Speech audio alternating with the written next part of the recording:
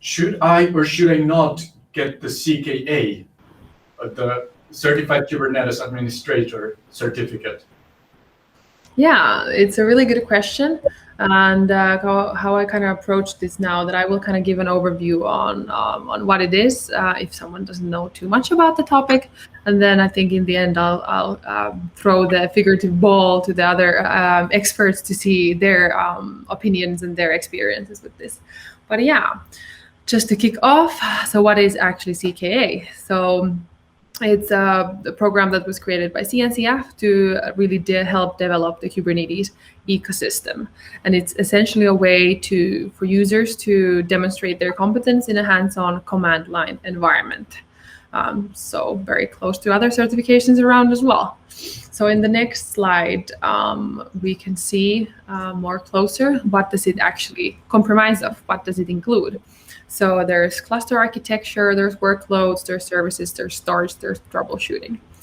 So obviously the question itself depends on what do you, the asker, whoever they are, wants to learn, what they want to focus on, what they want their skills to be, how do they want to communicate to the outside world, what their skills are. So if the answer to those questions are close to the areas here, then very likely the answer would be yes. If not, then very likely no. But in the grander scheme of things, it depends a lot. And in the next slide, we can see a bit about how does the exam actually look like.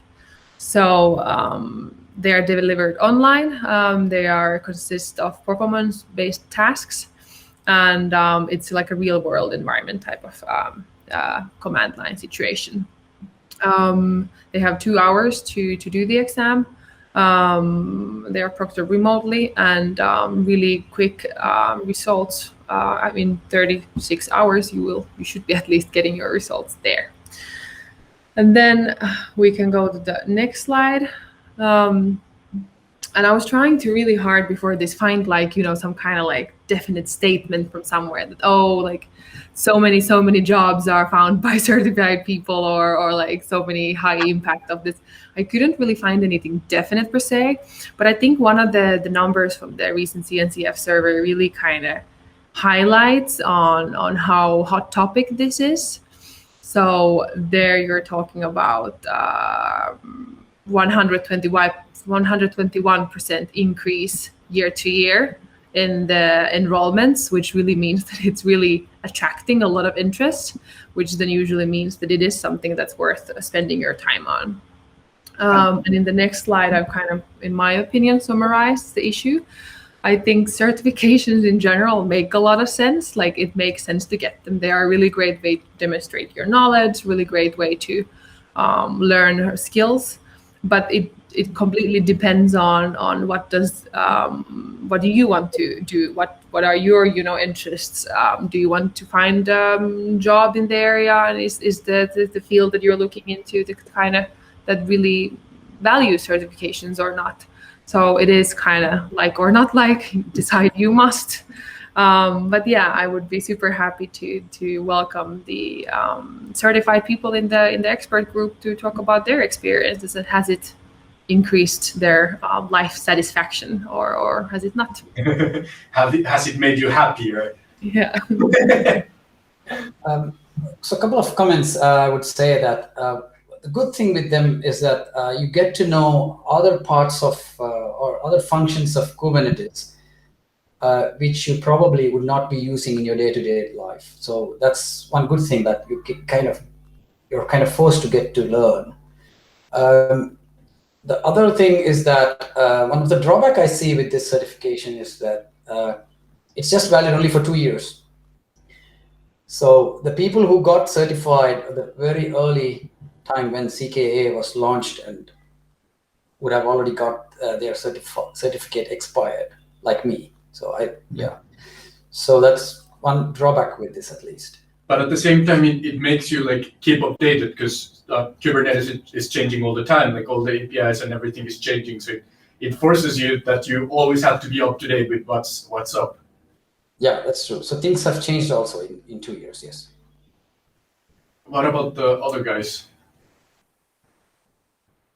Yeah, there's some questions in the chat about CKA and CKAD, which are like Certified Kubernetes Administrator and Certified Kubernetes Application Developer, like how much they overlap, and is it true that CKAD builds upon CKA? I have actually only done CKA, and I haven't paid so much attention towards CKAD because I kind of wanted to do the more difficult and the more broad one. And that is my impression, that like CKAD is more for using Kubernetes, and CKA is more for using and administering Kubernetes. But I haven't really done CKAD, so I can't say this with any authority. If anybody has like studied CKAD more, I would like to hear from them. Yeah, it would be interesting to hear what's the overlap, or what's the things that they have in difference. Yes, and my own perspective on the CKA, that it's like or certificates in general. There's two things that you get out of them. One is learning, and the second one is having the actual certificate, some like, let's say, a proof of your competence.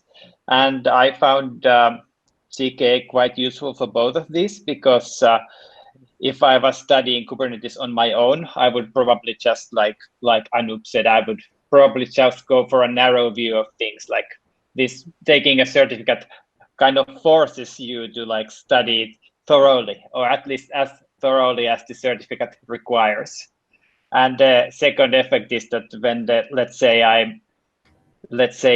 Montel is proposing to use me in a project with new client, it might be it has some effect on their view on my abilities if they see there's like 3 letters next to my name. Maybe not. Maybe they do.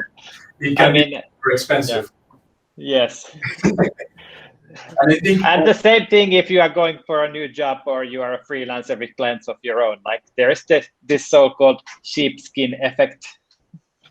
Yeah, and building on this that you're saying, I think it's from the business point of view, it's valuable even for the companies that if you have several people who are certified Kubernetes admins, then you can get these Kubernetes certified service provider, which again, it doesn't only bring value for you as developer, as admin or DevOps or whatever, but it also makes the company look better. So if you're like the boss and you're considering whether your employee should take it or not, then it's definitely a plus for the business as well.